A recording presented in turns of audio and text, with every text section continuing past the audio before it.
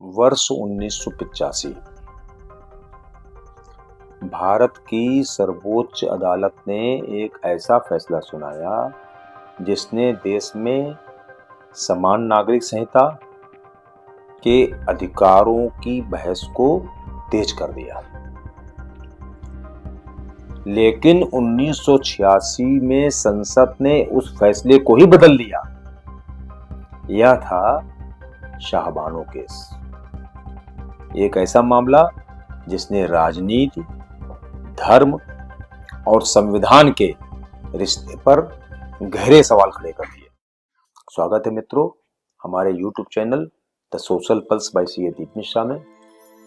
और हम अपने YouTube के उस श्रृंखला में आपसे बात कर रहे हैं जिसमें हम कांग्रेस के कुकर्मों की चर्चा करते हैं, उन कुकर्मों की जिसने कि इस देश का इतिहास और भूगोल दोनों बदलने में कोई कोर कसर नहीं छोड़ी। शाहबानो जो है मध्य प्रदेश की रहने वाली एक मुस्लिम महिला थी।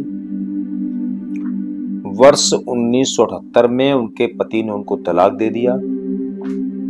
उन्होंने गुजारा भत्ता के लिए अदालत का दरवाजा खटखटाया। मामला अंततः सुप्रीम कोर्ट पहुंचा। सुप्रीम कोर्ट ने धारा 125 सीआरपीसी के अंतर्गत निर्णय लिया। तलाकशुदा मुस्लिम महिला को भी गुजारा भत्ता पाने का अधिकार है और कोर्ट ने यह भी कहा कि समान नागरिक संहिता की आवश्यकता पर विचार होना चाहिए। इस फैसले को महिला अधिकारों की दिशा में ऐतिहासिक कदम माना गया। लेकिन फैसले के बाद क्या हुआ? मुस्लिमों की प्रतिक्रिया आई। मुस्लिम संगठनों ने इस पर विरोध किया। उन्होंने ये कहा कि ये हमारे मुस्लिम पर्सनल लॉ बोर्ड में पर्सनल लॉ में हस्तक्षेप है। और उस समय के तत्कालीन प्रधानमंत्री, आज के माननीय राहुल गांधी के माननीय स्वर्गीय पिताजी राजीव गांधी ने इस फैसले को पलटने के लिए संसद में कानून लाया है। क्यों? क्योंकि मुसलमानों को प्रसन्न करना था। उन मुसलमानों को जो कि ये मान रहे थे कि ये जो फैसला है ये मुसलमानों के पर्सनल लॉ के ऊपर हस्तक्षेप। इस कानून के माध्यम से सुप्रीम कोर्ट के फैसले का प्रभाव खत्म कर दिया गया और यहीं से फिर से एक बार नए तरीके से कांग्रेस के मुस्लिम तुष्टीकरण की राजनीति की एक नए युग की शुरुआत हुई। ये सरकार का तर्क था कि ये अल्पसंख्यक समुदाय की धार्मिक स्वतंत्रता की रक्षा के लिए उठाया गया कदम, जबकि ये नहीं कहा गया कि ये मुस्लिम कठमुल्लों के दबाव में लिया गया एक निर्णय। महिला अधिकार और धार्मिक अधिकार की बहस तेज हुई इसमें कि महिलाओं का अधिकार बड़ा है या धर्म का अधिकार बड़ा है, मजहब का अधिकार बड़ा है।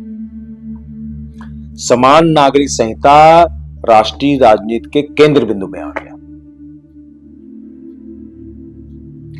इस फैसले जो कोर्ट का फैसला हुआ था और उसको पलटना संसद द्वारा, यह धर्म आधारित वोट बैंक की राजनीति का एक बहुत बड़ा उदाहरण।